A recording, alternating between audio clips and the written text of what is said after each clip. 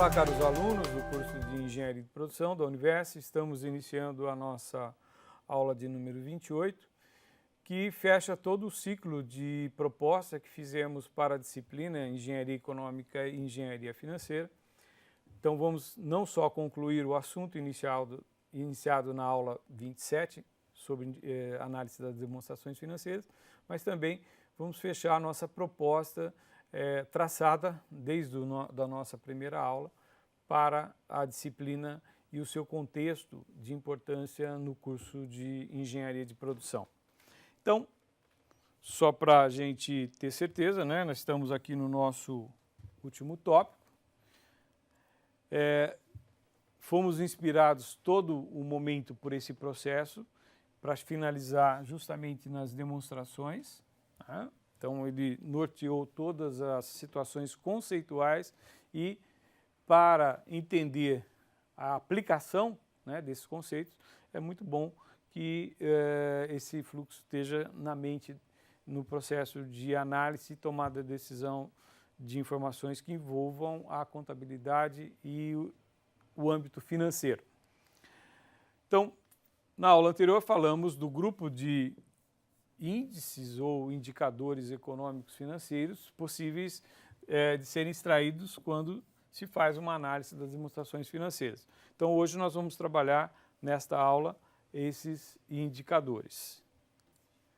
Então, o primeiro grupo, denominado índice de liquidez, então, como falamos na aula anterior, né, o índice de liquidez ele tem um objetivo muito claro, identificar se a empresa opera em condições de saldar os seus compromissos num determinado intervalo de tempo. Então, cada indicador tem essa finalidade, né? Então, vamos ver se ela tem condições de honrar os seus compromissos financeiros numa determinada análise. O primeiro deles é denominado índice de liquidez corrente. Então, o que esse indicador demonstra? Se eu tenho, no curto prazo, condições de honrar o que eu tenho de obrigação no curto prazo.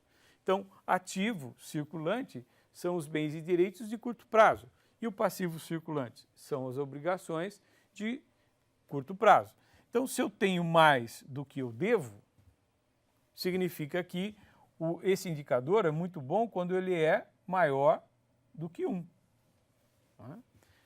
Se ele for 1, significa que para cada 1 que eu devo, eu tenho 1 de bens e direitos. Isso já é um bom sinal. Só fica aí uma dúvida se, quando eu tenho o compromisso, eu tenho condições de realizar ou já tenho o dinheiro, né, que são bens e direitos aqui registrados. Índice de liquidez seca. Existem algumas empresas que a questão do estoque é um problema, porque muitas vezes aquele estoque ele não é de alta rotatividade. Ele é importante, mas o giro do estoque é mais lento. Então, se recomenda expurgar a questão do estoque desta análise de curto prazo. Então, se eu tenho um peso do estoque, como que fica a minha capacidade de liquidez, né, no curto prazo? Então, ali aparece aqui, reduzindo o ativo circulante, portanto, eu vou ter uma expressão numérica significativa, dependendo da influência de estoque nas minhas operações. O índice de liquidez imediata é aquele, digamos assim, índice instantâneo.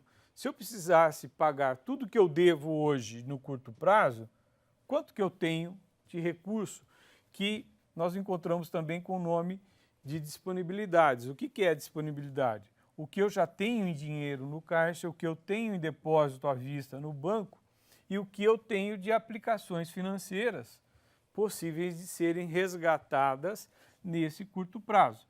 Então, isso daqui já é dinheiro, ele só está em modalidades e locais diferentes. Então, quanto que eu tenho para cumprir com as minhas obrigações? E o índice de liquidez geral é quando a gente procura saber como que é a situação de curto e longo prazo dessa empresa. Porque muitas vezes ela tem uma situação de curto prazo um pouco mais delicada. Mas quando você amplia o horizonte de tempo, o longo prazo, isso se inverte de forma significativa. Mas também pode acontecer o inverso. Ela tem uma situação de curto prazo boa, mas pode ter um problema sério no longo prazo. Então, aí eu tenho um panorama bem mais longo, né? Mais importante para ser observado. O segundo grupo de indicadores são os índices de endividamento. Então, a ordem, o primeiro ser liquidez, o segundo endividamento, não se revela uma prioridade em termos de indicadores. Não, isso modifica-se de autor para autor. Não tem uma situação, esse grupo é mais importante do que outro grupo. Não, todos os grupos são importantes.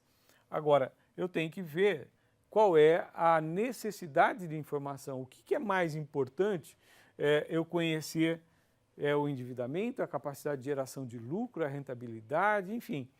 Quem escolhe, né, é o gestor, aquele que toma decisão com os indicadores. Bom, o endividamento ele tem o objetivo de mostrar a situação da estrutura de capital, ou seja, o mix de capital próprio de terceiros que todas as organizações possuem. E o índice mais utilizado, é o primeiro que aparece sempre na lista, é o índice de participação de capital de terceiros, ou seja, para minhas atividades operacionais, o quanto eu tenho de presença de capital próprio, o quanto eu tenho de capital de terceiros. Então, é isso que demonstra aqui o primeiro indicador. Então, quando eu somo passivo circulante e não circulante, é tudo que eu tenho de capital de terceiros. Agora, em relação ao total, né, do passivo ou em relação ao ativo, já que passivo e ativo total tem que ter o mesmo valor, né, o quanto isso tem de participação relativa. O outro indicador, grau de endividamento. Então, de tudo que eu devo, quanto que representa em relação ao patrimônio líquido.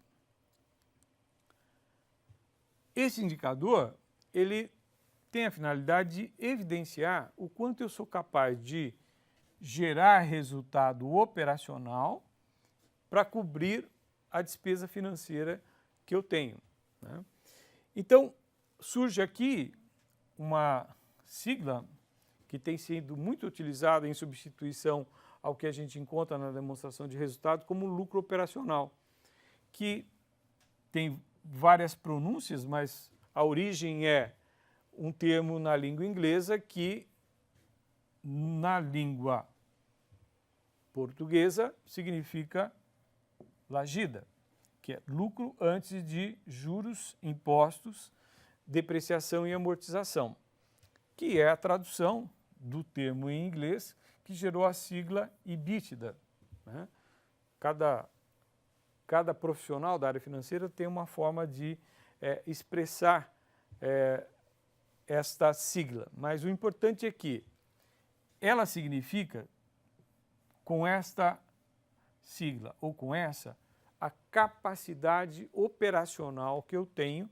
Então, nós colocamos aqui qual é a tradução. É o lucro operacional mais despesas financeiras líquidas mais despesas de depreciação e amortização. Ou seja, o lucro que a gente apura pela demonstração de resultado, mais as financeiras e mais aquilo que eu gastei de recurso para produzir uma receita na forma de depreciação e amortização, o quanto eu fui capaz de gerar resultado para cobrir a despesa financeira. Então, isso para quem financia uma empresa é uma situação de conforto se esse número, esse quociente for muito bom, né? Então, se eu tenho ele sempre maior do que 1, é um bom sinal de que eu tenho atividade operacional suficiente para cobrir os encargos financeiros que eu tenha responsabilidade.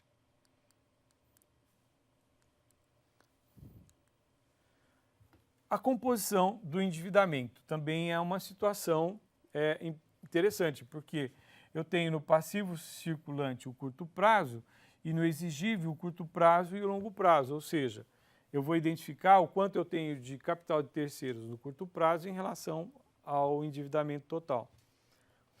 E o endividamento geral, né, eu vou comparar o curto e longo prazo com o total de ativo, ou seja, ativo é tudo aquilo que é financiado pelas obrigações, pelos recursos de terceiros, que normalmente se apresenta do lado direito do balanço e o ativo do lado esquerdo.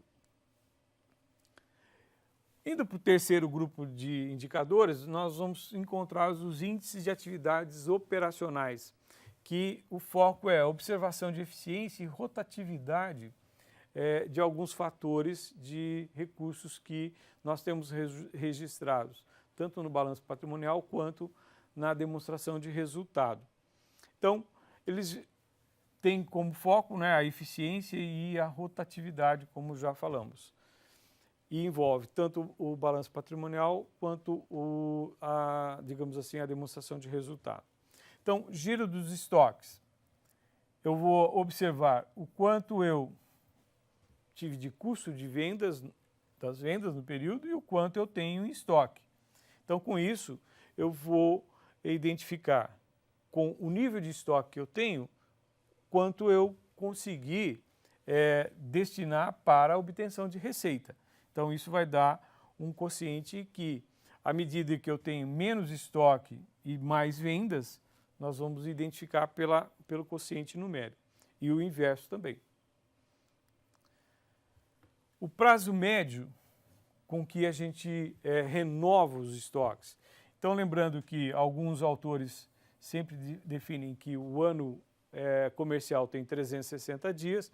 Não estranhe se encontrarem algum autor de livro que utilize o ano civil, né, em termos de 365 dias. Então, qual é o nível de estoque e o custo das vendas, né, dividido pelo número de dias. Então, nós vamos ter aqui o valor de estoque em dias comerciais. O giro de contas a receber é outro item que é muito importante. O quanto que eu demoro vendendo a prazo ou financiando o nosso cliente, qual é o tempo que esse dinheiro demora para retornar. Então, as vendas no período, a receita bruta aqui, porque a gente vai mandar para o cliente todo o valor que ele comprou, evidentemente para receber, né, com possíveis descontos, mas desconto financeiro. E o quanto eu tenho para receber. Então, o quanto eu vendi a prazo e o quanto eu tenho para receber a prazo vai demonstrar o meu giro de contas a receber.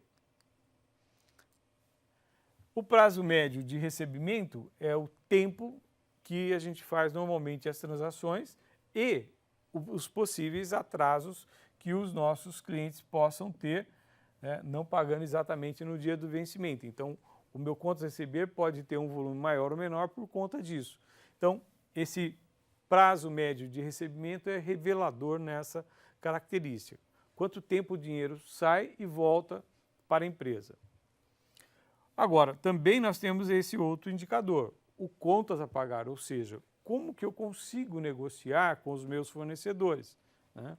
Então, o quanto eu comprei num ano e o quanto eu tenho de obrigação com os fornecedores.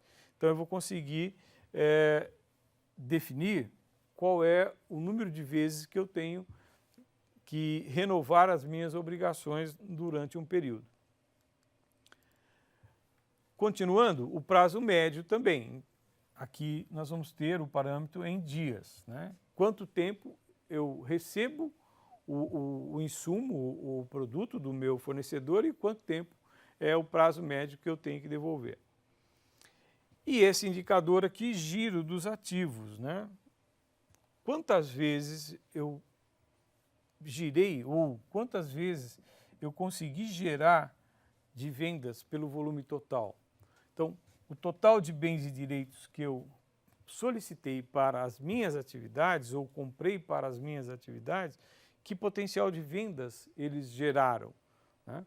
Porque a empresa pode ter um conjunto de bens e direitos de alto valor e vendas de expressão bem menor isso significa que o intervalo de tempo que eu vou precisar para ter retorno é muito grande, né? Então, seguindo o quarto grupo de indicadores, chegamos à questão da lucratividade, e aqui é um grupo de indicadores bem específico da demonstração de resultados de exercício, porque é tudo comparado com a receita líquida, e eu vou buscando informações de margem à medida em que isso demonstra que a margem bruta, o quanto eu consegui com as regras de mercado e a receita líquida. Diminuindo, quanto que eu consegui gerar de lucro que realmente cobre as minhas despesas. E por último, o lucro líquido, né? Aquilo que efetivamente sobrou para a empresa, né? Em relação à receita líquida. Aqui é uma derivação da margem operacional, né? No conceito do indicador EBITDA. Tá? Então, esses indicadores são muito próximos, eles têm um significado muito próximo. E por último, o grupo de índices de rentabilidade, que basicamente se trabalha esses três indicadores aqui. Poderíamos detalhar mais alguns, mas nenhuma expressão significativa. Por quê? Normalmente a empresa quer saber do total de ativo qual é o retorno que ela está conseguindo obter, com as atividades operacionais, como que é a recuperação do investimento. Então vimos nas aulas anteriores muitas maneiras de se calcular, né? Com certeza esse indicador ele ajuda a interpretar aqueles outros cálculos que fizemos em aulas anteriores.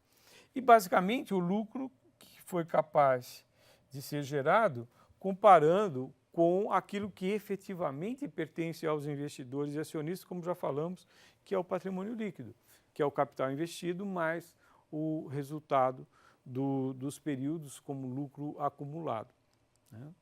Então, com isso a gente tem os principais indicadores. Nas atividades da videoaula e da semana, nós vamos trabalhar esses indicadores com demonstração financeira bem atualizada e com pontualidade de acordo com os conceitos que aqui deixamos, mas também estimulando vocês a fazerem um pouquinho esse papel de analista, né? Se vocês fossem comprar, se vocês fossem gestores, como que vocês se posicionariam perante essa empresa que está sendo estudada? Qual seria a opinião de vocês? Então a atividade vai estimular com que vocês interpretem e emitam as opiniões a partir da forma em que vocês vão interpretar os números e o momento daquela empresa e do setor que ela está inserida. Então, por enquanto, muito obrigado e desejando que vocês realmente tenham absorvido os principais conceitos que realmente vão ajudá-los a se tornar engenheiro de produção mais qualificado na área de finanças, com todas as nossas aulas e conteúdos dessa disciplina. Muito obrigado e até uma próxima disciplina.